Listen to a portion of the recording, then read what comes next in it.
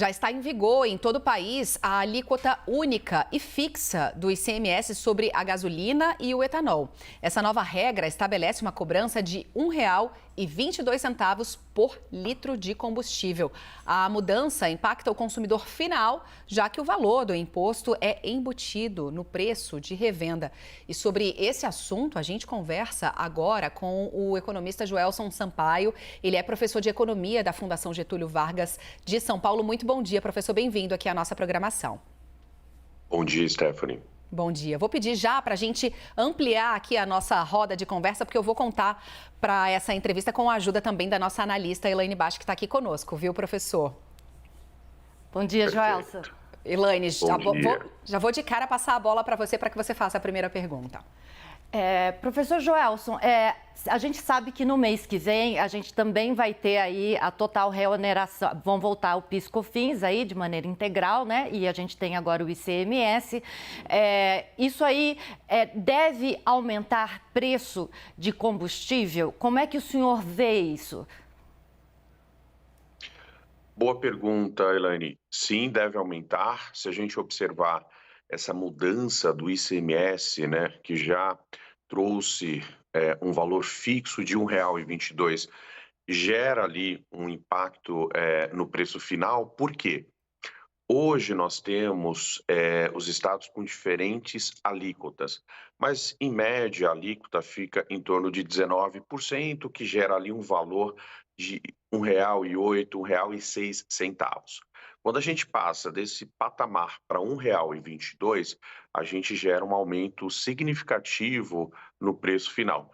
A mesma coisa deve acontecer com a reoneração total. E o impacto disso no final ele é bastante expressivo na vida das pessoas, tanto quem tem veículo quanto quem não utiliza veículo também. Por quê?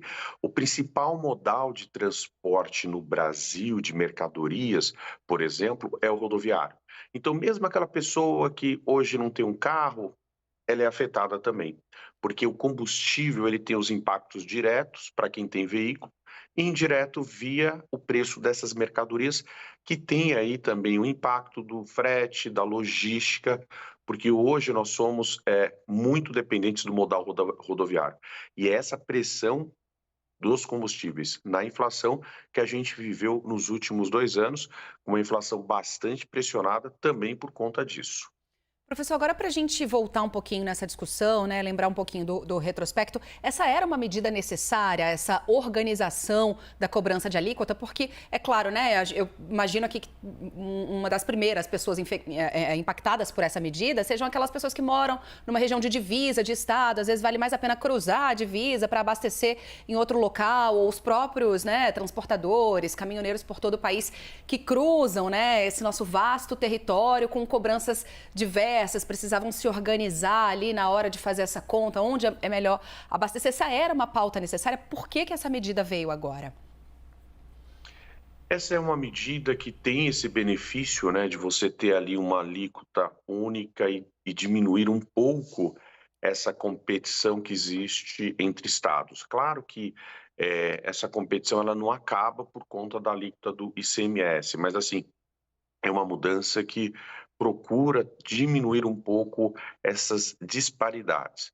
Essa mudança veio agora porque o governo ele tem esse desafio, né? Ou seja, quando a gente colocou lá atrás uma medida de redução para controle mecânico da inflação, ele tem esse desafio de voltar, né, com o ICMS, e não só ICMS, PIS e COFINS também,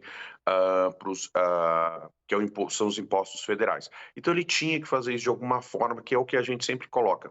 Quando nós olhamos, né, essas medidas pontuais de redução de tributos por um momento para combater a inflação, a gente sempre tem essa preocupação porque em algum momento o governo precisa voltar. Então essa era uma medida necessária, reonerar. A segunda a medida de deixar um patamar único, ela também ajuda no sentido de diminuir um pouco essa competição. Agora, tudo isso, qual que é o ponto, Stephanie, a gente não resolve o problema tributário do Brasil. O que a gente continua ainda avançando e tentando discutir são coisas muito pontuais, setoriais. A gente precisa de fato, e aí sim é necessário, a gente avançar com a reforma tributária, porque a reforma tributária sim vai conseguir diminuir essas disparidades e vai trazer ali um sistema mais eficiente tributário que o Brasil precisa. Essas medidas pontuais, elas ajudam de um lado, como a gente tem colocado aqui, essa questão, por exemplo, de uma alíquota única, onera do outro, porque a gente acaba tendo agora estados que vão ter um impacto muito maior, porque tinha ali uma alíquota de ICMS menor.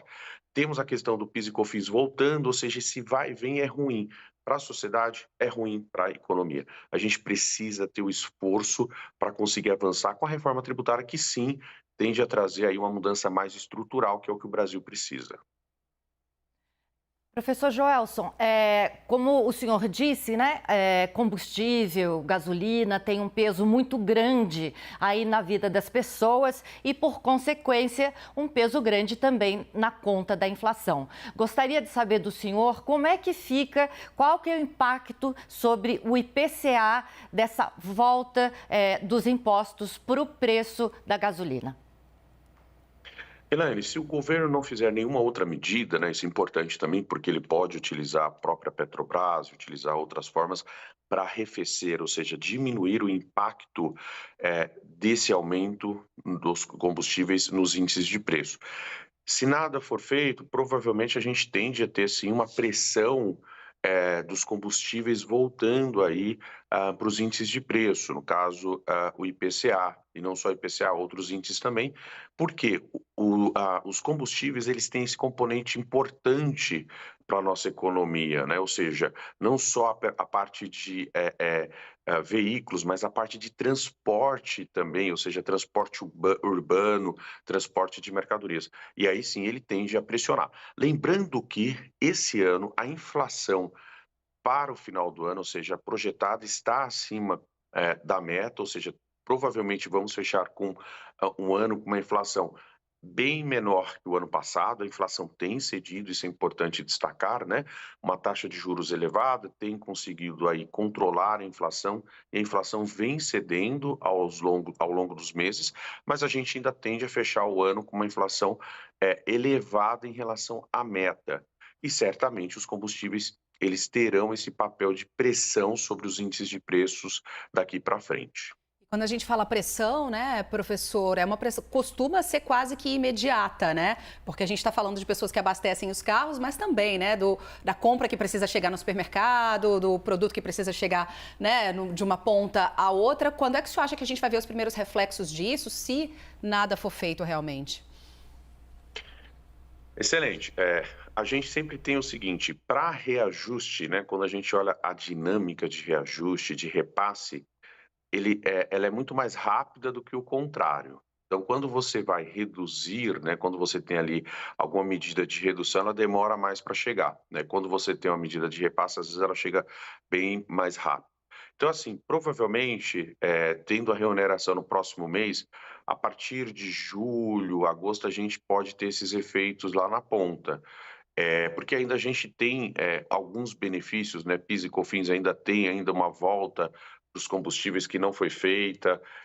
A gente tem essa questão do ICMS que ainda vai ser implementada e vai chegar para as distribuidoras, lembrando que tem uma questão de estoque. Então, provavelmente, julho, agosto, a gente começa a ter mais esse reflexo. Agora, claro que isso vai depender muito do que o governo vai fazer para arrefecer esse tipo de impacto, ou seja, pode ser que ele tenha alguma medida, alguma política com a Petrobras, ou até mesmo outras alternativas que diminuam um pouco esse impacto. Nada sendo feito, a gente tende a observar aí nas próximas semanas, próximo mês, esses impactos lá no bolso do consumidor.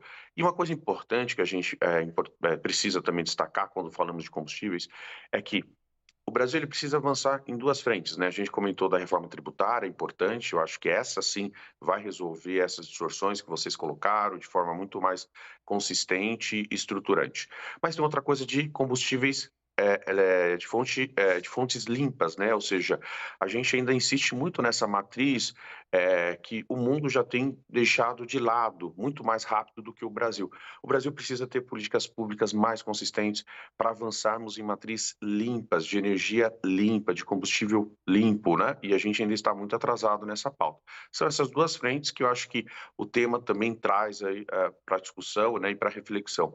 A reforma tributária e começar a repensar um pouquinho, acelerar as políticas públicas que incentivem fontes de energia limpa. Agora, professor, o senhor falou da Petrobras fazer alguma coisa, né? Se o preço do barril lá fora não ceder e a Petrobras atuar para que o preço do combustível não chegue aí com um aumento para as pessoas por conta desses impostos que estão retornando, isso não é ruim para a empresa? Olhando a empresa aí como uma empresa que pretende ser lucrativa, como uma empresa deve ser, né? Sim, é ruim para a empresa, né? O que a gente teria ali como ingerência, né? Ou até mesmo o que a gente coloca como abuso do poder do controlador, ou seja, o Estado é o controlador, mas ele não é o único acionista da Petrobras, né? Milhares de pessoas no dia a dia investem seus recursos em empresas como a Petrobras, né? São os acionistas minoritários. Então, assim, a empresa, no caso, tendo esse papel, né, de ter alguma influência no preço final, em detrimento ali do seu lucro, é ruim, certamente é ruim. Porque a empresa, ela está listada, é uma empresa que deve sim gerar lucro e no final do dia, Elaine, o governo ele pode também, com a empresa lucrativa, fazer política pública. Não tem problema.